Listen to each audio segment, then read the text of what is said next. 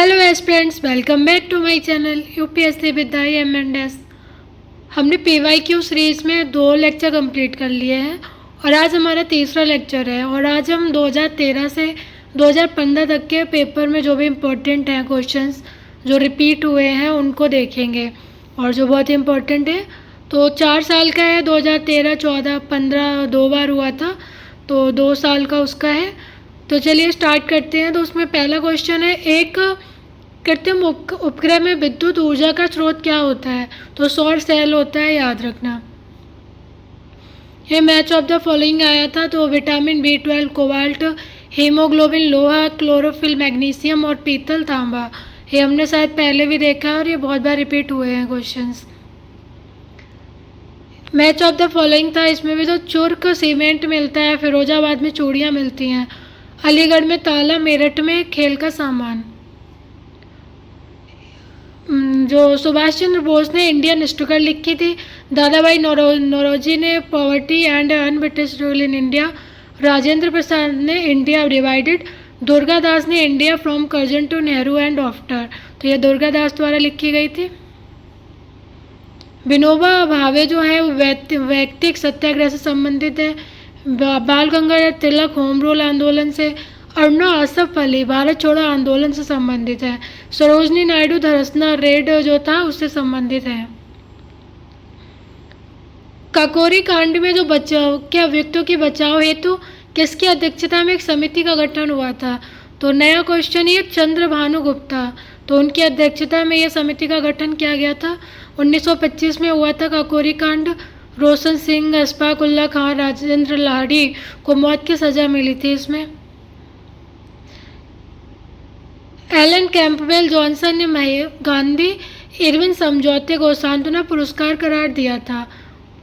इसको याद रखना, कैंपबेल ने कहा था सांत्वना पुरस्कार किसको? गांधी इरविन समझौते को।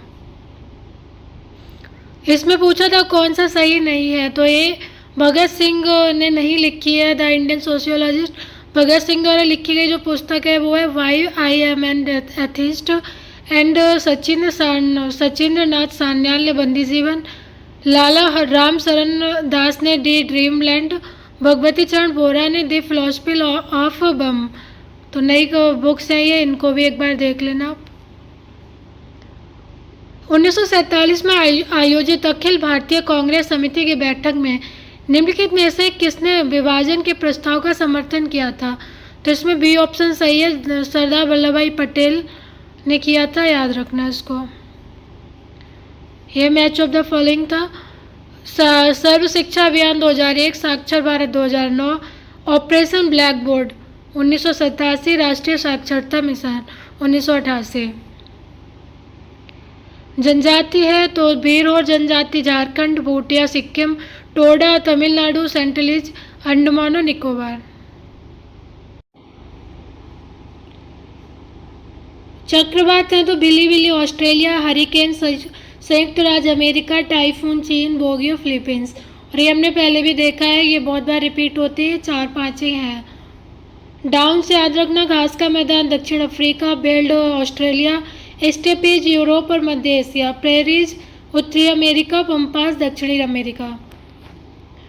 दक्षिण भारत की नदियाँ प्रमुख रूप से निम्न में से कौन सा अपवाह तंत्र रखती हैं? तो अरिये रखती हैं, याद रखना, दक्षिण भारत की नदियाँ अरिये अपवाह तंत्र रखती हैं। कौन सा सही नहीं है पूछा गया था, तो इसमें बी ऑप्शन गलत था। पेरियार राष्ट्रीय उद्यान में हाथी मिलते हैं, राजाजी राष्ट्रीय उद्यान में भी हाथी मिलते हैं, मानस राष्ट्रीय उद्यान में हाथी और गैंडा मिलता है जो कि असम में है, दुधवा राष्ट्रीय उद्यान है जो उसमें टाइगर मिलते हैं। और दुधवा कहाँ है? तो पीलीभीत लखीमपुर खीरी में है, उत्तर प्रदेश में। इसमें नगरीय अनुपात पूछा था, तो याद रखना पाकिस्तान का भारत से ज़्यादा है, 36 था और भारत का 31 था। उच्चतम लिंगानुपात सबको पता होगा, केरल का है 1084, तमिलनाडु, आंध्र प्रदेश, कर्नाटका। तो ये 3-4 को याद रखना। ऑप्शन में यहाँ पे देखिए केरल नहीं दिया था, तो तमिलनाडु सही था और आंध्र तीसरे नंबर पे है, कर्नाटका चौथे पर है।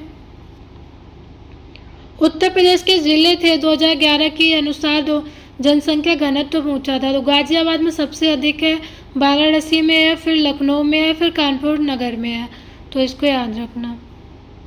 दक्षिण एशिया की सर्वाधिक नागरिक देश है, ये अभी हमने देख लिया है। तमिलनाडु वाला भी देख लिया है। चलिए आगे देखते हैं। मानव शरीर में हीमोग्लोबिन का कार्य है तो ऑक्सीजन का परिवहन करना। लाल रुधिराणुओं में हीमोग्लोबिन नामक प्रोटीन पाई जाती है। हीमोग्लोबिन में लोहा पाया जाता है। हीमोग्लोबिन की प्रमुख विशेषता यह है कि वह ऑक्सीजन से मिलकर ऑक्सी हीमोग्लोबिन नामक स्थायी यौगिक बनाता है। हीमोग्लोबिन से बहुत क्वेश्चंस आते हैं। विटामिन सी स्कर्वी, फॉलिक अम्ल रक्ताल्पता, और विटामिन डी, विटामिन ए रतौंधी, और विटामिन B1 वेरी बहुत आते हैं विटामिन से। हमने एक बायोलॉजी का मैंने बहुत ही छोटा सा वीडियो बनाया है, तो आप वहाँ पे जाके भी देख सकते हैं। तो सारे विटामिन हैं वो एक जगह मिल जाएंगे, हार्मोन, विटामिन एंड अलग और भी चीज़ें दी हैं वहाँ पे। प्याजों के छिलके उतारने पर आंसू आते हैं क्योंकि प्याज निष्कासित करते हैं, तो सल्फेनिक अम्ल करते हैं। यहाँ पे ए ऑप्शन और बी ऑप्शन में बहुत ही छोटा सा अंतर था, तो सल्फेनिक अम्ल है, याद रखना। किसने भारत में स्वर्ण सिक्कों का प्रचलन नियमित उपयोग के लिए किया था? तो बिम कटफिसिस ने किया था, इसको याद रखना है। कुषाण शासक थे। किसमें अशोक का नामोल्लेख हुआ है? किन अभिलेखों में? तो यहाँ ऑप्शन में गुर्जरा सही था, लेकिन मास्की, गुर्जरा, नैतूर और उडेगुलम, ये 4 अभिलेख हैं जहाँ पे अशोक नाम मिलता है, अशोक का। ये विधि के सम्मुख समानता अनुच्छेद 14, कार्य करने का अधिकार 41, कार्य करने के लिए सही मानवीय स्थिति 42, बच्चों के लिए मुफ्त शिक्षा 45। सूचना का अधिकार से संबंधित है, यह एक विधिक अधिकार है, तो याद रखना सूचना का अधिकार RTI एक विधिक अधिकार है। भारत में संघ राज्य संबंधों से संबंधित कौन सी समिति नहीं थी? तो इंद्रजीत कुमार जो समिति है वो चुनाव सुधार से है शायद, और सारी केंद्र राज्य से ही संबंधित थी। तो प्रशासनिक सुधार आयोग, राजमन्नार आयोग, शीतलवाड़, आनंदपुर साहिब, भगवान साहिब, सरकारिया और पुंछी आयोग। कभी कभी क्रम पूछता है कि कौन सी पहले बनी है, कौन सी बाद में। तो केंद्र राज्य संबंध से संबंधित ये सारी समितियां हैं, इनको आप याद रख सकते हैं। उद्देशिका का विचार कहाँ से लिया गया है? तो USA से लिया गया है, और जो उद्देशिका की भाषा है वो ऑस्ट्रेलिया से ली गई है, यहाँ पे दिया नहीं है शायद। और USA के संविधान से उद्देशिका का विचार लिया गया है। ये याद रखना। Sabancaya Peru, Mount Etna Italy, Colima Mexico, Merapi Indonesia, ये ज्वालामुखी पर्वत है, तो याद रखना। किसकी समुद्र तट सर्वाधिक लंबी है? तो कनाडा की सबसे अधिक है। और भारत में पूछता है तो भारत में राज्यों में गुजरात की सबसे लंबी तट रेखा है, और देशों में कनाडा की सबसे लंबी है। वॉयलिंग झील डोमिनिका सही था। 5 फ्लावर झील मंगोलिया में नहीं है। रेड लैगून बोलीविया में है। ग्रेट स्लेव कनाडा में है। निम्नलिखित में से कौन सा ध्वस्त नगर नहीं है? तो डी ऑप्शन था चरखारी, ये इतना इम्पोर्टेंट लग नहीं रहा है। चलिए आगे देखते हैं। भारत में निम्नलिखित झीलों में से कौन जम्मू कश्मीर में अवस्थित है? तो अंचार झील जम्मू कश्मीर में है। फुलझर झील छत्तीसगढ़ में है। कोलेरू आंध्र प्रदेश, अंचार जम्मू कश्मीर, हमीरसर गुजरात।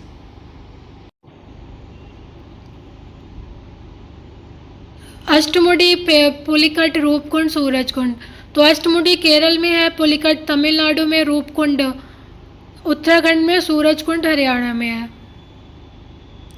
कालाहारी मरुस्थल विश्व के विशालतम मरुस्थलों में से एक है, जिसका क्षेत्र 5,20,000 वर्ग किलोमीटर है। तो कालाहारी मरुस्थल याद रखना विशालतम है मरुस्थलों में से एक है, और दक्षिणी गोलार्ध में स्थित है। बोत्सवाना अफ्रीका के मध्य में स्थित है।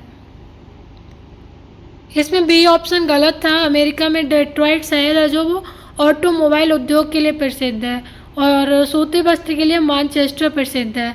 कागज ओंटेरियो, रासायनिक टेक्सास, मोटरकार नागोया, और सारे सही थे। क्षेत्रफल की दृष्टि से 30% से अधिक क्षेत्र राष्ट्रीय पार्क के अंतर्गत आता है, तो इजराइल में आता है। ये मैच ऑफ द फॉलोइंग पूछा गया था, तो इसमें बी ऑप्शन सही था। जो स्वर्णिम त्रिकोण है वो दक्षिण पूर्व एशिया, और बरमुडा उत्तरी अटलांटिक महासागर। बरमुडा पहले भी पूछा गया है, तो उत्तरी अटलांटिक महासागर। सुदूर पूर्व का चावल का कटोरा, तो ए ऑप्शन सही है, म्यांमार। और रेड बेसिन चीन में है, तो इसको याद रखना। सही सुमेलित नहीं है, पूछा गया था हूवर टेनेसी, ये गलत था। ग्रैंड कुली कोलंबिया नुरेक वक्स काहोरा वासा जाम्बेजी। एल्यूमिनियम जेके नगर, तांबा मलाजखंड, जस्ता टंडू और जूट भाटपाड़ा। तो जो हो गए और उनके केंद्र पूछे गए हैं। अगर आपने पढ़ा होगा तो आपको चीज़ें याद आ रही होंगी। राम सेतु शुरू होता है तो धनुषकोडी से शुरू होता है। कोलोराडो हूवर बांध बना है, और दामोदर नदी पर पंचेत हिल, नील पर आसवान, और जाम्बेजी नदी पर करीबा बांध बना है। उकाई गुजरात, पनातू झारखंड, पेंच मध्य प्रदेश, और डाबोल महाराष्ट्र।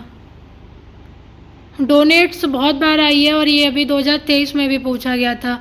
तो डोनेट्स कोयला क्षेत्र है यूक्रेन का। कुजनेट्स रूस का कोयला क्षेत्र है। लंकासायर यूके का कोयला क्षेत्र, सार बेसिन तो जर्मनी का कोयला क्षेत्र है। चारों एकदम रट लेने हैं। उच्चतम प्रतिशत वनाच्छादित है तो जापान का है, फिर इंडोनेशिया का है। अभी भी जापान का ही है।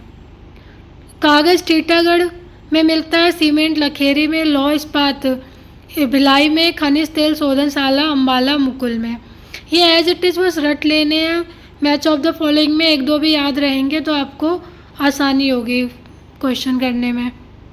उदारीकरण निजीकरण भूमंडलीकरण की नीति जो कि 1991 में आई थी, उस समय प्रधानमंत्री कौन थे? तो नरसिम्हा राव थे, याद रखना है नरसिम्हा। गांधीवादी अर्थव्यवस्था किस पर आधारित है? तो न्यास पर आधारित है। दारुल सफ़ा क्या था जो कि फिरोज तुगलक द्वारा स्थापित किया गया है? तो एक खैराती अस्पताल था। चांदी का सिक्का टंका जारी करने वाला कौन मध्यकालीन शासक है? तो इल्तुतमिश है।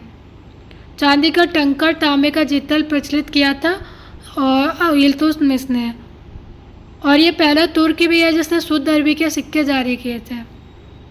गायत्री मंत्र के नाम से प्रसिद्ध मंत्र सर्वप्रथम किस ग्रंथ में मिलता है? तो ऋग्वेद में मिलता है, सूर्य देवता को समर्पित है। पीने के पानी को शुद्ध करने के लिए क्लोरीन का उपयोग किया जाता है, तो ब्लीचिंग पाउडर का उपयोग भी किया जाता है। तो क्लोरीन और ब्लीचिंग पाउडर दोनों का प्रयोग होता है पानी को शुद्ध करने के लिए। टाइगर मच्छरों द्वारा संचालित नहीं होता, तो जापानी एन्सेफेलाइटिस नहीं होता है, और सारे टाइगर मच्छरों द्वारा होते हैं पीत ज्वर, चिकनगुनिया, डेंगू। और टाइगर मच्छर को एडीज एल्बोपिक्स भी कहते हैं। और जो जापानी एन्सेफेलाइटिस है वो वायरस संक्रमित क्यूलेक्स विस्नोई नामक मच्छर से होता है। बच्चों में प्रोटीन की न्यूनता के कारण जो रोग उत्पन्न होता है वह है मैरमस। तो याद रखना है बच्चों में प्रोटीन की न्यूनता के कारण। और भोजन में प्रोटीन और कैलोरी दोनों की कमी हो जाती है और बच्चों में शारीरिक वृद्धि रुक जाती है। तो चलिए आज की क्लास यहीं पर समाप्त करते हैं। आप एक दो बार रिवीजन कर लेना and thank you for watching.